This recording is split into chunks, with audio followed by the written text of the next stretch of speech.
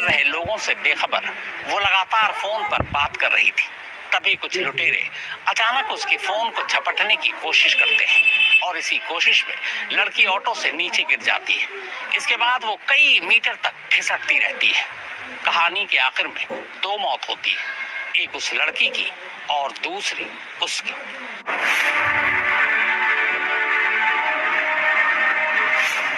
गाजियाबाद के बेखौफ लुटेरों ने देखते ही देखते एक झटके में एक परिवार की सारी खुशियां छीन ली। घर की इकलौती बेटी कॉलेज से पढ़ाई कर ऑटो में घर लौट रही थी, लेकिन बीच रास्ते में लुटेरों का शिकार कुछ ऐसे बन गई कि 2 दिन तक जिंदगी और मौत के बीच झूलने के बाद आखिरकार अस्पताल में उसने इलाज के दौरान दम तोड़ दिया।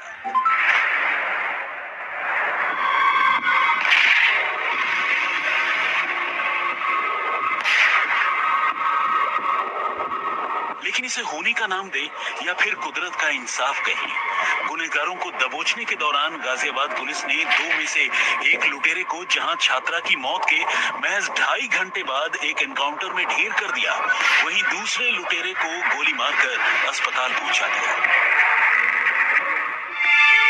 इस दर्दनाक कहानी की शुरुआत होती है 27 अक्टूबर की शाम को, जब गाजियाबाद के एबीएस इंजीनियरिंग कॉलेज से पढ़ाई कर 19 साल की कीर्ति सिंह ऑटो से अपने घर लौट रही थी। वो ऑटो में एक लड़की के साथ गाजियाबाद से हापुड़ के लिए निकली थी, लेकिन इसी बीच जैसे ही नेशनल हाईवे नंबर 9 के डासना फ्लाईओवर में पहुंची, ऑटो के साथ साथ चल रहे बाइक सवार लुटेरों ने उससे उसका मोबाइल फोन छीनने की कोशिश की और इसी कोशिश में बड़ा हादसा हो गया।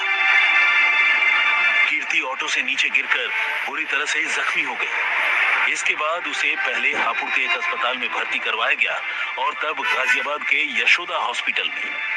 लेकिन 2 दिन बाद 29 अक्टूबर की देर शाम आखिरकार कीर्ति की जान चली गई।